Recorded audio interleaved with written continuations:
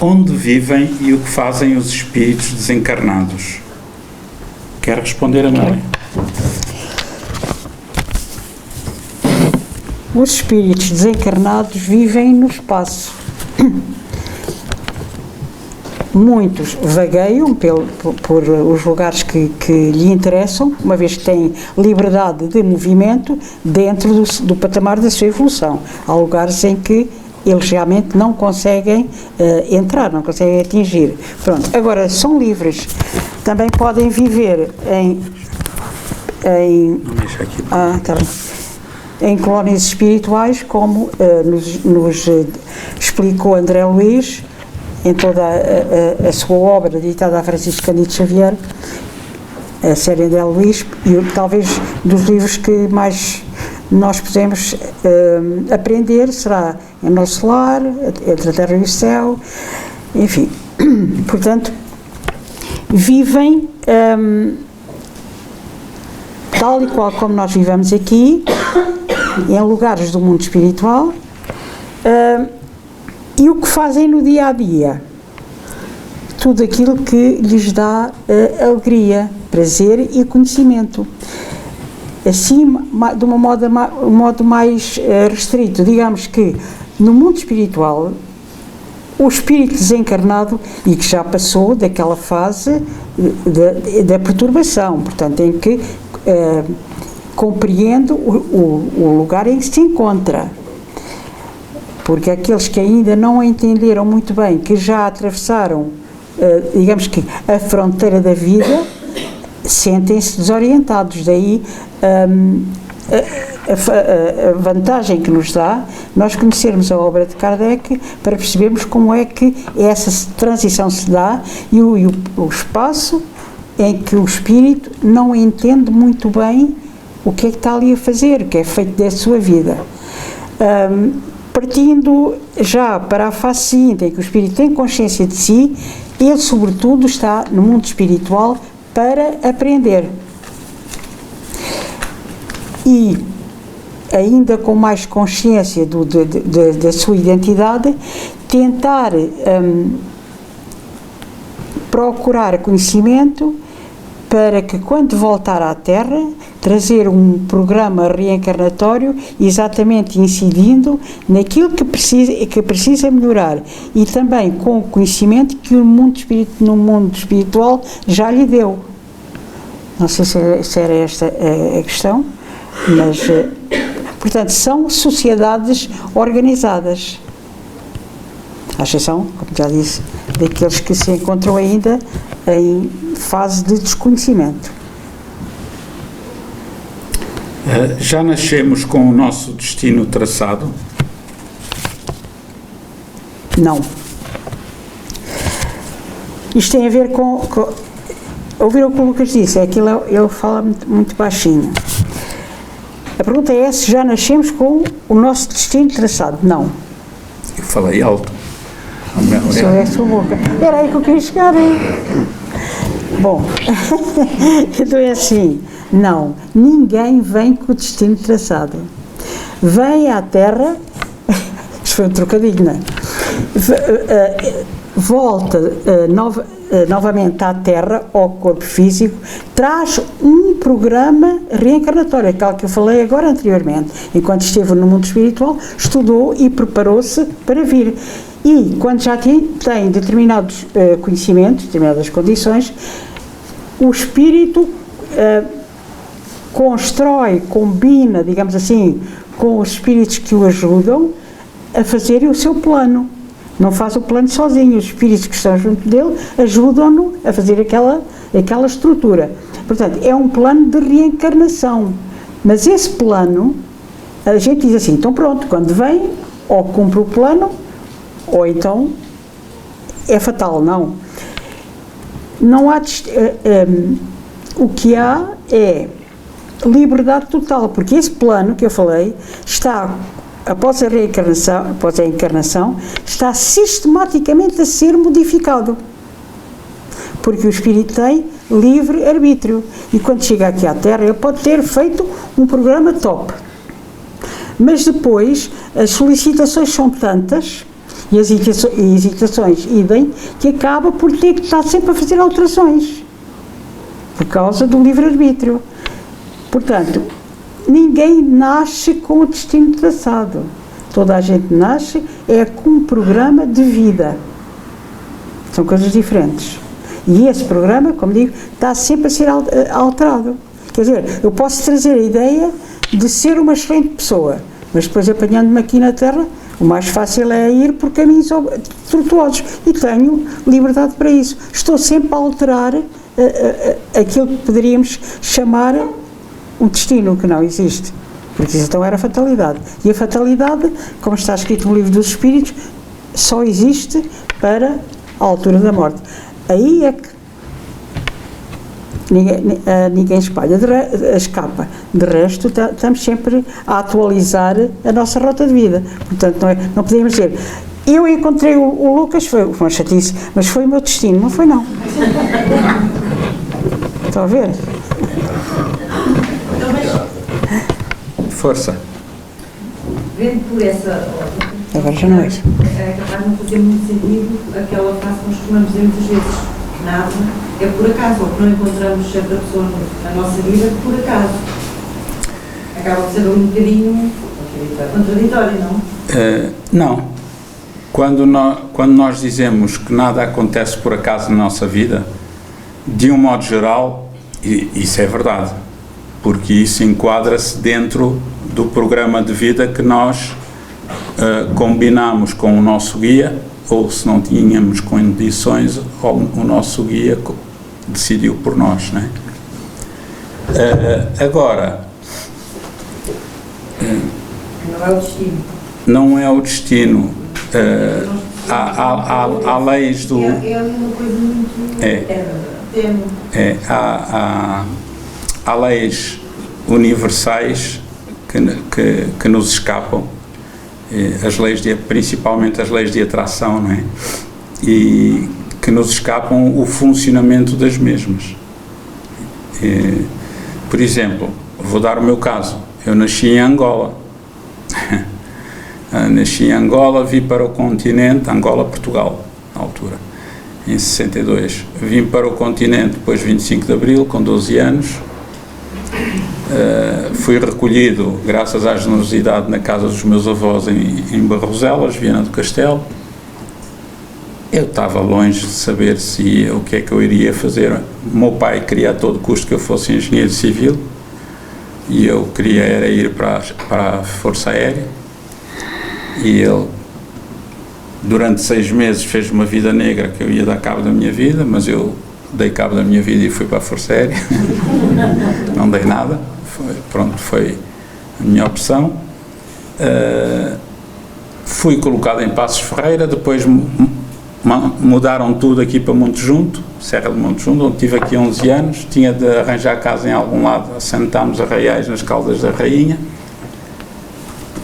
Depois fomos para o Bunker, para Lisboa, em Monsanto, e entretanto já estávamos aqui nas Caldas da Rainha e as coisas foram sucedendo naturalmente, não é?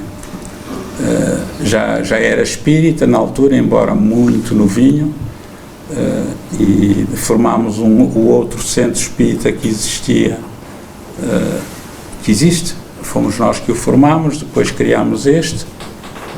Neste momento há 2 nas Caldas, e ainda bem, e todo este conjunto, agora questionamos-nos, todo este conjunto de pessoas, nós próprios que nos conhecemos, é por acaso? Obviamente que não, né? São cruzamentos de experiências, de aprendizagens, de partilhas, né? Que estão organizadas no mundo espiritual. Agora como? Não sei. Seria muito ousado dizer que sabemos, não é?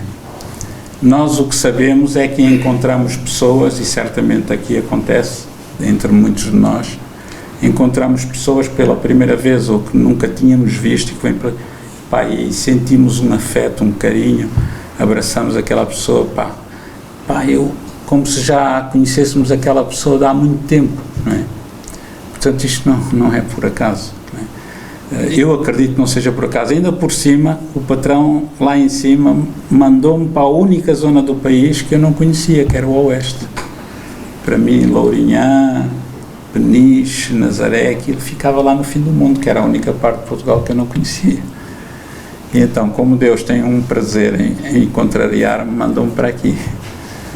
E eu, pronto, penso que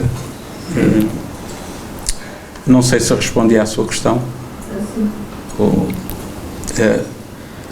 Voltando à questão anterior, eu não sei se estive atento como dizer, mas a dona Amélia falou nos espíritos que já estão lúcidos, vamos lá, não é? Esses falou de que se ocupam. E a minha questão é, e de que se ocupam aqueles que andam perturbados no âmbito muito tempo? Em que se ocupam eles? A Amélia quer responder? Não ouvi. Nesta pergunta, a Amélia respondeu que os espíritos que já despertaram, que se ocupam uns numa tarefa, Sim. outros noutras. E a pergunta é, e aqueles que ainda não despertaram, aqueles que estão na fase de perturbação, em que é que se ocupam? Aqueles que estão na fase de perturbação são sempre ajudados por espíritos superiores que os vão tentando recuperar. E enquanto não os recuperam, o que é que eles fazem? Que era a pergunta dele. Serão aqueles que nos perturbam de vez em quando? Não ouço, tenho que responder, Lucas, eu não ouço. Se são aqueles que nos perturbam de vez em quando, sim e não, né? Porque vamos ver. Os que nos perturbam de vez em quando já estão mais do que acordados. Às vezes não. Hoje fala-se muito do umbral, não é? Ora, o umbral, pelo que nós aprendemos, é o umbral da porta. Temos uma porta para passar de uma sala para a outra. É. Tem ali um umbral, não é? Da porta, que é onde nos devemos meter no caso de haver um sismo. É um dos sítios mais seguros. Se não houver outro melhor. Ora, o umbral é um local de passagem. E quando o André Luís fala nisso no umbral, não é o inferno dos espíritos, não, é um local de passagem. Nós, quando saímos do corpo de carne, passamos para o mundo espiritual. E enquanto não despertamos para a espiritualidade, enquanto não temos consciência que estamos já desencarnados, estamos numa fase de perturbação, aquela fase turva, como quando nós estamos a dormir e acordamos e onde é que eu estou? Demora-se alguns segundos a ver, estou na minha cama, na minha casa, etc. Pronto, essa fase de perturbação é tanto maior quanto mais infeliz foi o espírito. E é tanto menor quanto mais honesto foi o espírito, ok? Nessa fase de perturbação, o que é que o espírito faz? Ele praticamente não faz nada, Pois sofre muito, né? Sofre de acordo com as suas ânsias, sofre de acordo com a sua situação, e isso quer dizer, os espíritos estão na erraticidade, estão no mundo espiritual. E ou estão a viver em formas organizadas e lúcidas, no mundo espiritual já desperto, seja nos planos espirituais inferiores ou nos planos espirituais superiores ou bons, ou então estão no plano espiritual numa situação de consciência ainda turva, portanto não têm consciência que já morreram. Muitos dos que se comunicam na reunião mediúnica, muitos não, mas para aí 50% ou mais, se calhar, não sabem que morreram. Então o que é que eles fazem? Continuam a ir para casa, sentam-se à mesa, depois queixam-se que a mulher não lhes pôs de comer, ou distribuíram a comida por todos menos por ele, não lhe puseram prato para comer à mesa. Portanto, isto denota um nível de espiritualidade muito frágil, não é? Porque o que a Igreja Católica e as outras igrejas ensinaram aqui em Portugal foi que nós, quando morrermos, vamos para o céu, para o inferno e para o purgatório. Ora, como a maior parte de nós já fez assim umas coisinhas malandrecas, a gente pensa assim, eu para o céu não tenho hipótese nenhuma. E então as pessoas, como têm aquela ideia do Deus castigador, pensam assim, caraças, o melhor é andar aqui por baixo, e juntar terra, juntar família e tal, pelo menos não vou para o inferno, né? E esse desconhecimento da vida espiritual é tramado, é terrível, porque eu lembro-me de uma altura, já contei isto aqui várias vezes, quando colaborava no trabalho mediúnico num outro centro, ainda não havia nenhum centro aqui nas Caldas. Há páginas tantas, uma médium que estava com quem estava a trabalhar, manifestou-se um senhor muito querido, com 96 anos, muito fofo. Pensei assim, mas este homem, isto não é obsessor. Então comecei-lhe a perguntar qual era o problema dele, e o problema dele é que andava a ser perseguido. Pronto, isso é normal, então, mas você aqui está sossegado, aqui estão os mensageiros de Jesus que o protegem, etc. E às tantas ele encolhe-se e começa a apontar, olha, está a ver, é aquele que manda a perseguir. Assim, eu achei aquilo estranho dentro da reunião mediúnica, só se não houvesse segurança, né, espiritual. Eu perguntei-lhe, como é que é esse senhor que o persegue? Ele está sempre a rir, é simpático, te chama por mim, e como é que é a aparência dele? Está vestido de branco. Quer dizer, ele rezava, pedia a Deus ajuda. Aparecia o guia espiritual dele, um bom espírito, e ele pensava que era um fantasma e raspa fugia dele. Porquê? Por desconhecimento da espiritualidade. Porque nós todos fomos mal educados espiritualmente, né, no Ocidente. Nesses aspectos orientais dão-nos 10-0. E então foi preciso explicar-lhe que aquele era o anjo da guarda a quem ele... então, mas ele não tem asas. Mas, bem, não, é um anjo da guarda especial sem asas. Pronto, então o senhor lá se... Foi uma maneira que a espiritualidade arranjou de ajudar aquele espírito. Foi levá-lo a uma reunião mediúnica onde ele pudesse manifestar-se através de um médium, para poder entender que aquilo que andava a persegui-lo era apenas um espírito bom que o queria ajudar. Parece ficção, não parece? Mas é a realidade do dia-a-dia. Não sei se respondi à questão. Dona Amélia, tenho aqui outra pergunta. O que é a lei de causa e efeito? Quer responder? Quero. É assim... É também chamada lei de ação e reação. Se houve alguma coisa na nossa vida que causou uma determinada situação, vamos pensar numa situação desagradável que nós tínhamos provocado, mais tarde ou mais cedo vamos receber o reflexo dessa nossa ação. Porque não há efeito que não tenha uma causa nenhuma. Por isso é que muitas vezes nós pensamos, estou a ser vítima de uma injustiça. Se calhar não está. Está a receber o troco de alguma coisa que não correu bem nesta ou noutra vida e que vai ser sempre reparado através desta tal lei de ação e reação. E isso serve-nos para que nós não nos sintamos uns infelizes no que diz respeito à primeira questão do destino. Por exemplo... Mas desculpe lá, já agora, diga. A lei de causa e efeito só funciona para o mal?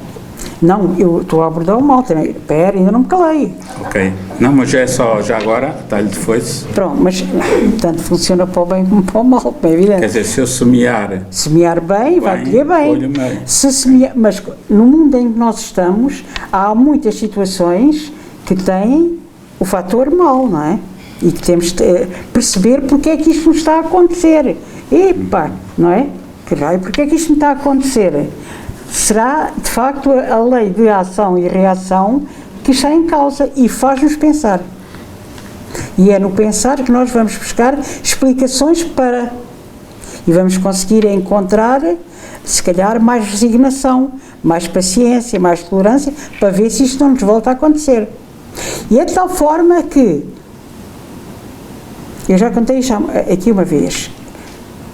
Eu de vez em quando caio nas Ruas das Caldas, mas isso é todo o comprimento. Aqui há tempo caí ao pé da Farmácia Rosa. Eu mandei uns palhanços naquele passeio Bem, por acaso não estava a passar ninguém, tive alguma Na dificuldade em altura houve um levantar. sismo até de 2.1, não é? Exatamente. Mas não. Então o que é que nós fazemos imediatamente? É levantar e ver se ninguém viu. Não. Oh, eu já vou daqui embora. O que é que nós fazemos logo? Vamos ver onde é que tropeçamos, verdade ou não? Sim. É ou não é verdade? É um facto. Isto é uma coisa comum, não é? E para outra vez, nem que a gente passe ali 50 vezes, está ali. E então a lei de causa e efeito funciona nesta área. Qual é que foi a causa de eu ter caído? A gente vai sempre à procura da causa. E encontramos o efeito. Estava lá a pedra levantada na calçada e eu caí. Mas a causa não foi essa. A causa foi, a senhora não viu a pedra que estava levantada. Era de noite. Vi-se. Pronto, mas dá para Estão a ver entender. como a culpa é sempre dos outros? Há sempre uma explicação para coisas boas ou más que nos acontecem nesta vida e pensamos, isto é a lei de causa e efeito, ou de ação e reação, que se está a exercer na minha vida, que é para outra vez, e ter mais cuidado no sítio onde ponho os pés. Exatamente. E isso também E isso faz-nos evoluir, pensar. Bem, tenho que ver, convém olhar para o chão de vez em quando, não é? Mas isso também se aplica No bem. à parte moral, não é? E também se aplica a parte moral, é evidente. Se nós Essencialmente. levarmos um trajeto de vida preocupados com a nossa evolução, é claro que nos vai fazer bem a nós. É capaz de fazer bem ao nosso vizinho do lado. Mas a nós, fundamentalmente, somos os primeiros visados nessa maneira de agir e de ver a vida. Fundamentalmente é isso. Muito bem. Não há questões. Porquê é que não nos lembramos das nossas vidas passadas? Quer responder? Quero. É assim, isto tem a ver com... Não nos lembramos das vidas passadas porque isto tem a ver com o processo reencarnatório. Durante o tempo em que, após ter sido programada uma reencarnação, de algum modo o espírito ter sido convocado para nova reencarnação, vai lá à sala das reencarnações e vai ter que ceder, não é? Para que aquele espírito consiga restringir-se de modo a entrar num corpinho minúsculo, todos os órgãos do corpo são, digamos que, minimizados.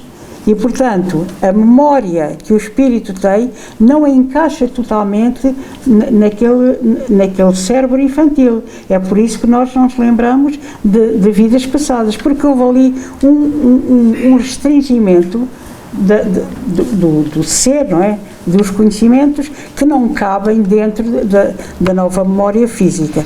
O que não quer dizer que ao longo da vida nós não conseguimos, especialmente até aos 12 anos por aí, à medida que o cérebro do bebê vai ganhando mais fortaleza, passa a expressão, ele recorda-se daquilo que se passou noutra vida e que veio, e então há imensos casos em que nos relatam exatamente de crianças que se lembram de vidas anteriores. Bem, vamos continuar. Temos aqui uma pergunta que veio online, que eu vou responder. Como é que o Espiritismo vê as promessas que as pessoas fazem, por exemplo, ir a Fátima a pé, etc.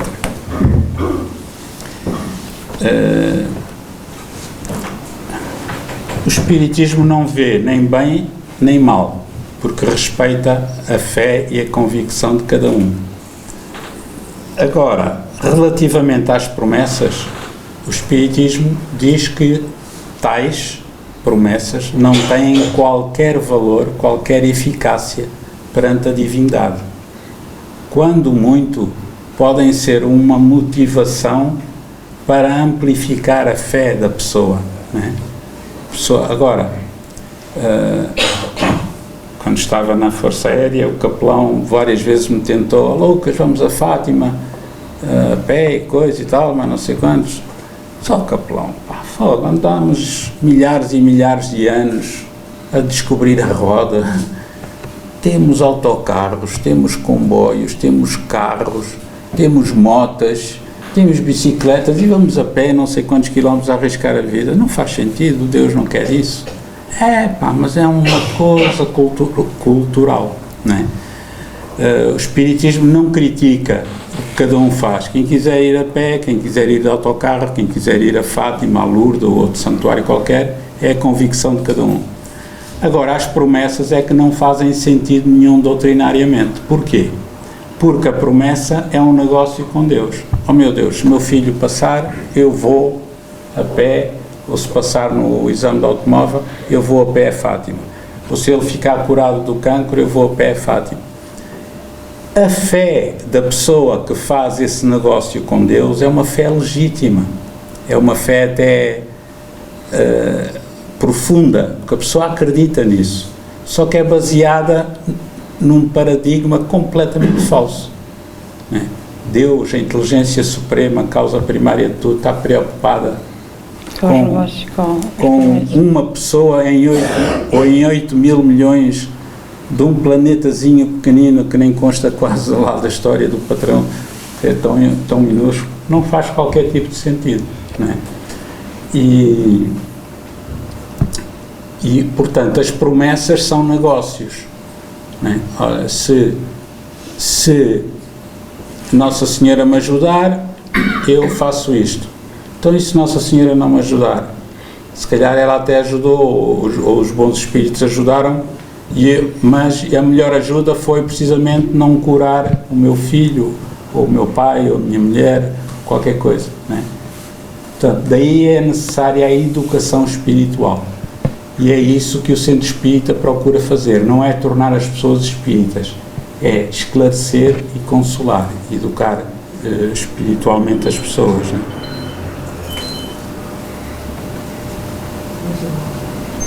Isso é uma chamada de Fátima.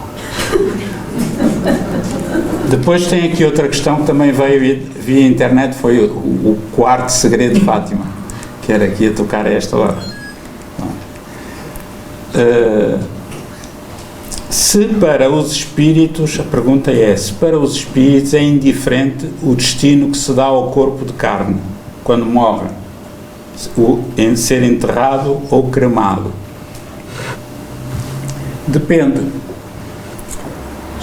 Se a pessoa que desencarnou, cujo corpo morreu, se a pessoa é muito avarenta, apegada aos bens terrenos, apegada ao corpo, se calhar ela vai gostar que o corpo seja bem tratado, aquelas mordomias, aquelas missas, aquelas coisas todas, com todo o requinte e mais alguma coisa, né?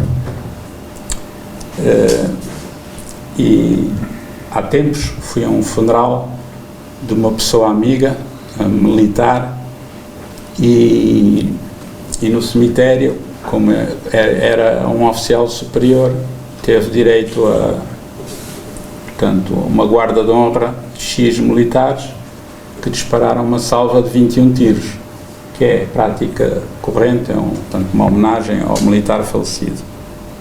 E eu estava a dizer à minha mulher, estás a ver? Porque é que eu doei o meu corpo?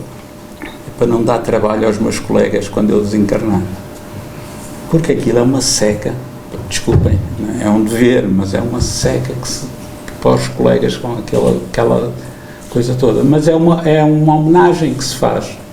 Há pessoas que gostam dessas homenagens, não temos que as criticar. E há aquelas pessoas que dispensam as homenagens. E há aquelas que nem querem dar trabalho nenhum. Portanto, no meu caso, eu doei o meu corpo, se eles o quiserem, para a Universidade de Coimbra, foi mais para não dar trabalho. Não foi nada, só tem vantagens. Dá-se para a instituição para estudo, e ainda por cima não dou trabalho à família e não gasto dinheiro, porque eles tratam de tudo. Não é? É fantástico, é só vantagens. Agora, o destino, ser cremado, por exemplo, há pessoas que querem ser cremadas. Há pessoas que andam, por exemplo, o Divaldo Pereira Franco, aquele famoso médium brasileiro, Ele anda com uma declaração no bolso, quando fazia viagens pelo mundo inteiro, a dizer: se me acontecer alguma coisa, eu quero ser cremado. Pronto. Mas os bons espíritos aconselham que guardemos no mínimo 72 horas de diferença entre o momento do óbito e a cremação, de preferência até mais. Mas para quê? Para que o espírito tenha tempo de se desligar. Porque quando o corpo morre, nem sempre há desencarnação. Muitas vezes a desencarnação demora algum tempo, não é? Dependendo do espírito. Agora, há pessoas que ligam muito a isso. Por exemplo, constroem mausoléus no cemitério, põem lá a família, fazem questão: eu, quando morrer, quero ir ali para a beira da minha família. É urbanização. Como se aquilo tivesse importância. Quer dizer, para nós não tem espíritas, não é? Mas para as pessoas tem. E temos de respeitar a opinião de cada um. De maneira, quando o espírito é esclarecido e está em boa condição espiritual, quando se vê do lado de lá, ele vê que afinal isso são banalidades que não têm interesse nenhum. Tal como não tem interesse nenhum estar a relembrar as calças jeans que eu vesti aos 15 anos de idade. Já nem sei onde é que se ficaram. Porquê? Porque entretanto eu fui crescendo e precisei de uma roupa nova. E assim também o espírito vai crescendo e vai tendo corpos novos quando vai reencarnar.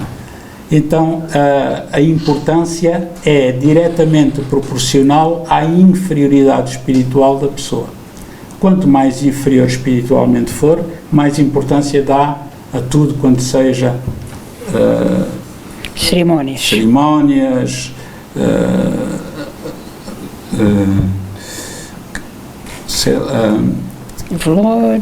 Não era isso.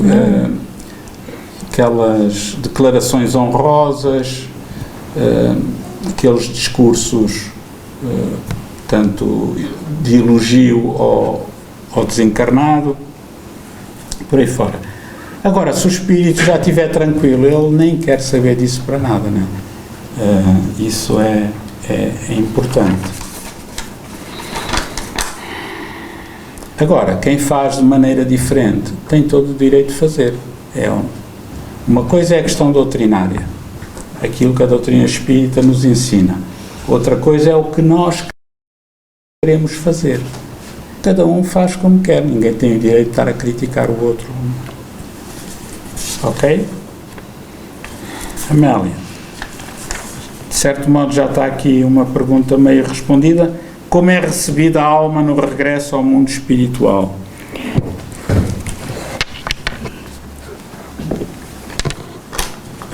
Bem, se há... Sei lá, por exemplo, desculpe lá, se calhar está implícito nisto.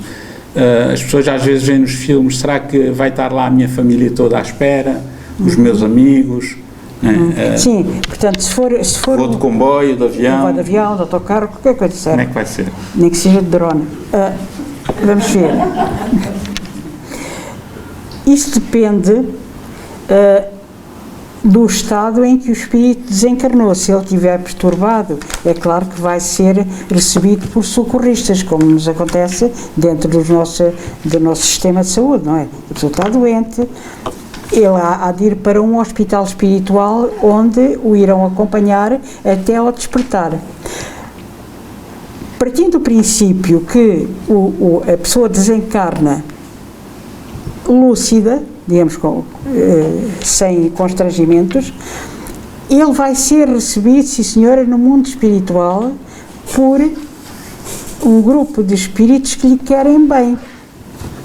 Como também acontece aqui na Terra, se nós formos fazer uma viagem, agora já passa despercebido, mas houve uma altura em que, quando chega o comboio, estão lá os nossos amigos à espera, não é? A gente fica todos contentes, ajudavam-nos a levar a bagagem e tal. Também acontece no mundo espiritual. Se o espírito desencarna de uma forma harmoniosa, aqueles que lhe querem bem e que lá estão, são avisados de que ele vai chegar. E estão ali para o receber e o amparar. porque chega a um lugar desconhecido. Portanto, isso depende muito do estado em que a pessoa desencarnar. Se for no estado lúcido, é assim que acontece. Vai ser recebido por gente que lhe quer bem e que lhe vão fazer a primeira abordagem ao mundo em que se vai integrar a partir de agora. Isto é interessante, porque é um pouco o que fazemos aqui, né? Eu nunca fui aos Estados Unidos. Se alguém me quiser pagar a passagem para lá ir, eu tenho falta de tempo, eu ao ir aos Estados Unidos preciso de alguém que me vá receber ao aeroporto, senão sinto-me perdido, né? Tá. Então tem coisa. Senão acontece como ao outro. Né? Como é que foi com o outro? Não soube do caso do Tobias. Eu não. O Tobias ia para a Inglaterra, para Gatwick, mas não sabia falar inglês. Então ia ter com um português que estava lá imigrado. Né? E então ele disse assim, olha, senta-te ali no barzinho, disse-lhe o nome, que eu vou lá ter contigo. Só que o amigo do Tobias atrasou-se.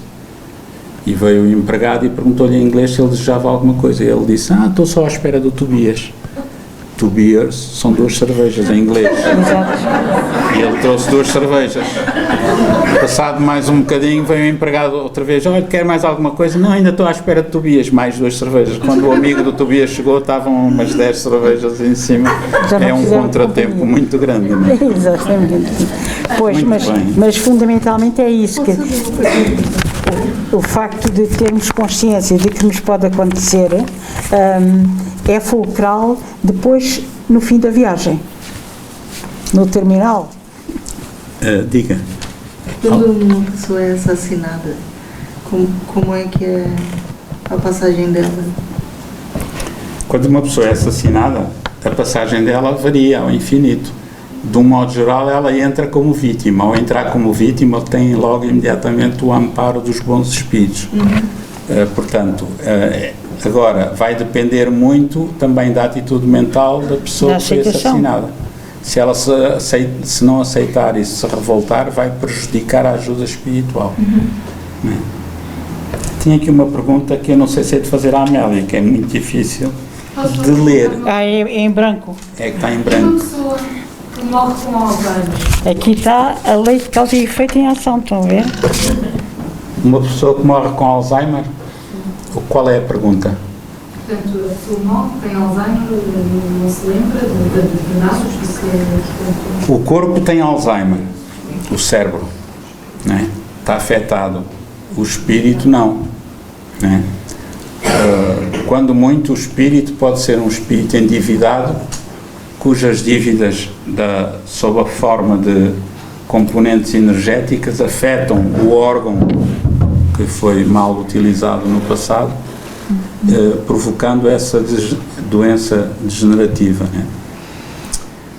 É natural que a pessoa que teve Alzheimer durante muito tempo demora algum tempo a ser recuperada no mundo espiritual, não sai do corpo e fica logo XPTO. Porquê? Porque na natureza nada dá saltos.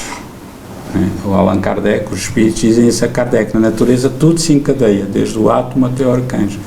Então, o espírito está, de certo modo, está muito limitado pelo corpo de carne, embora o problema seja do cérebro, é natural que ele tenha algum tempo de adaptação no mundo espiritual até voltar ao estado normal. Mas isso aplica-se a todo tipo de doenças, a cancros, cegos, nascença, etc.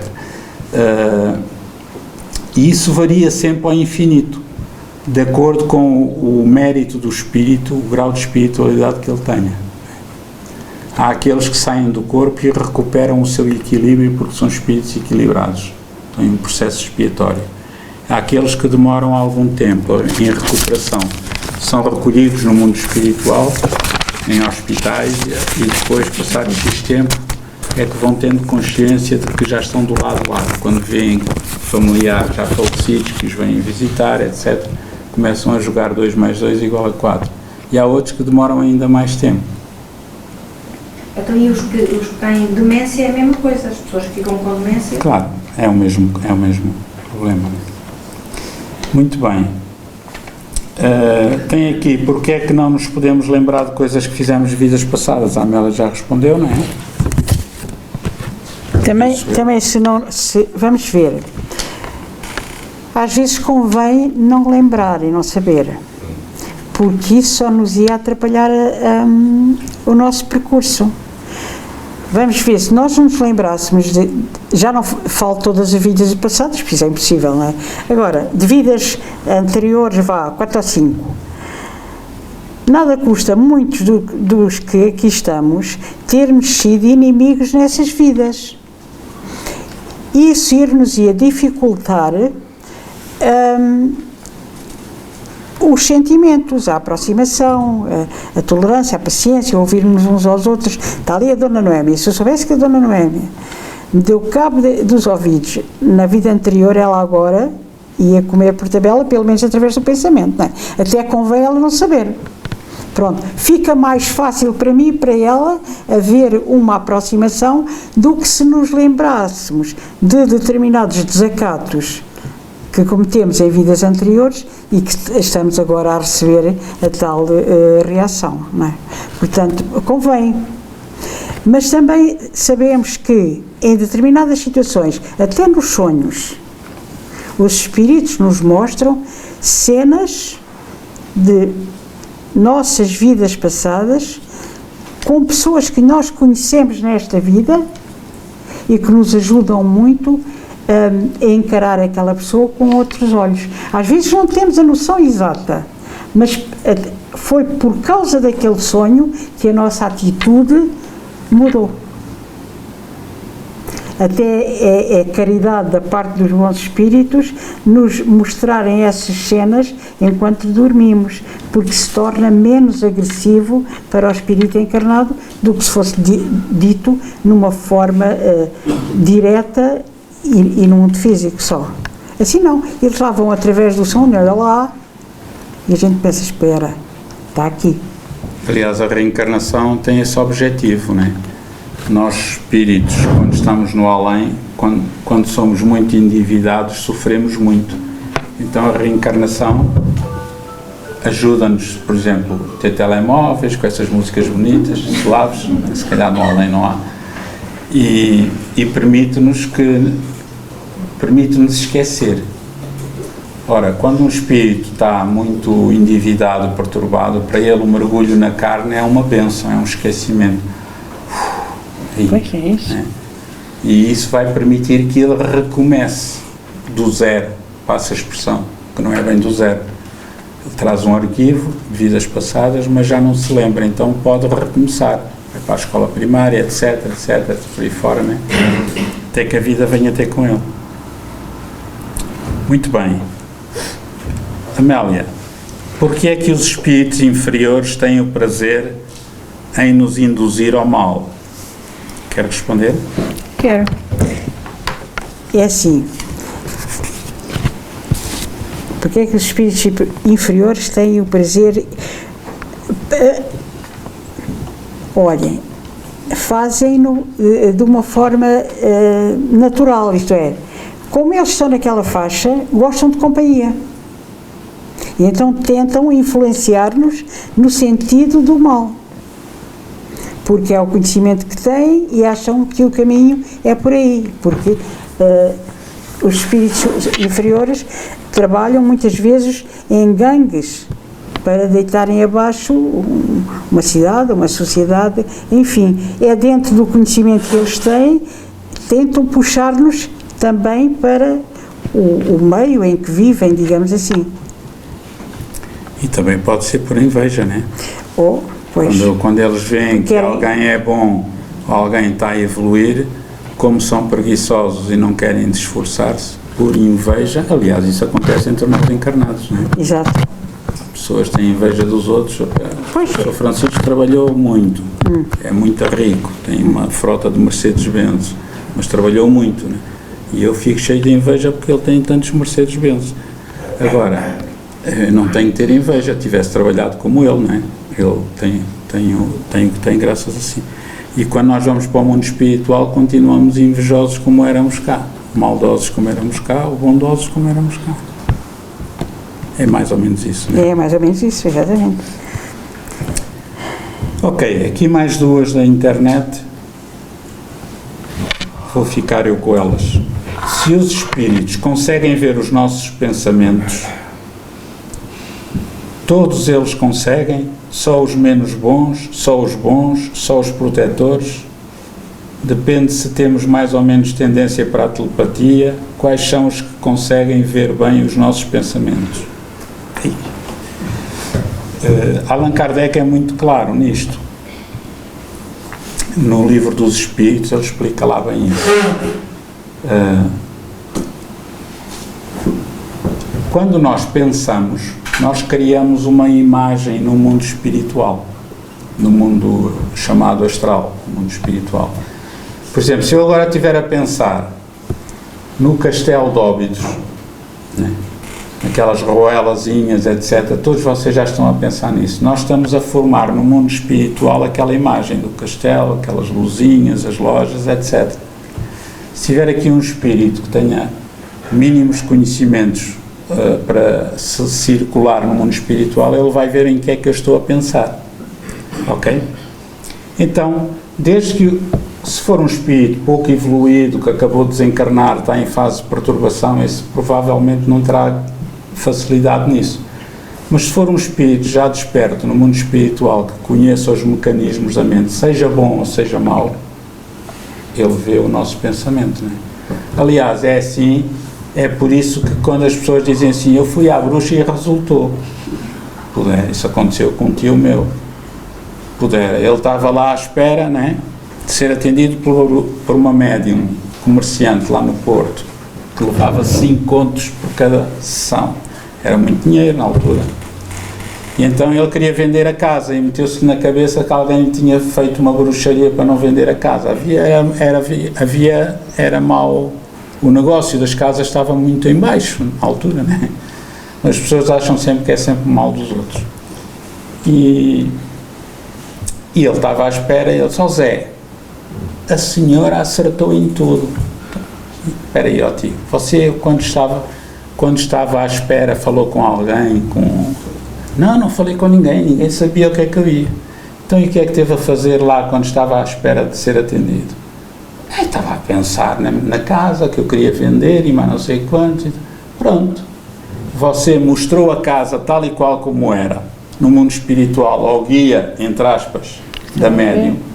Quando a médium incorporou, entre aspas, isto é, recebeu a manifestação pela fala do espírito que trabalhava com ela, o espírito já sabia como era a casa toda, porque o meu tio já lhe tinha mostrado mentalmente.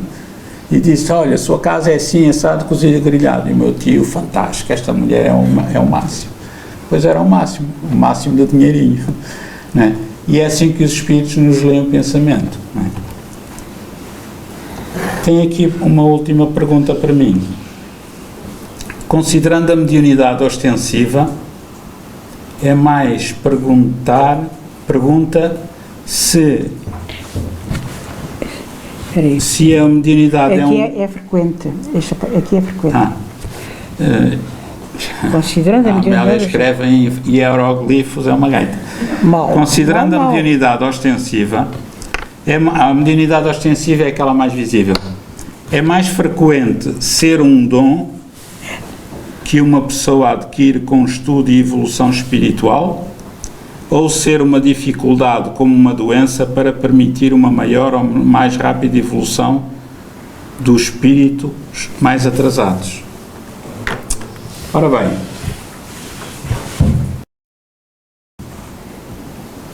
se a mediunidade é um dom que a pessoa adquire com estudo e evolução espiritual, à medida que o espírito for evoluindo, ele vai se tornando mais sutil, mais etérico, mais evoluído, passa a redundância, e vai adquirindo faculdades mais subtis, vai refinando a própria mediunidade, que é um sexto sentido que todos temos, né? Um está em estado adormecido, outro está desabrochado, outro já está desabrochado, né? Mas no futuro todos seremos seres psi, isto é, o sexto sentido será tão normalizado como são os 5 sentidos agora. Portanto, isso é inevitável, né? Agora, Nós podemos trazer mediunidade porque pedimos aos espíritos superiores para mais rapidamente superarmos as nossas dificuldades, porque cometemos alguns erros no passado. Então, olha, eu agora quero levar um tipo de mediunidade para ser levado a praticar a caridade, a servir o próximo, a ser útil, ir com essa... A mediunidade acaba por ser um travão aos excessos, né?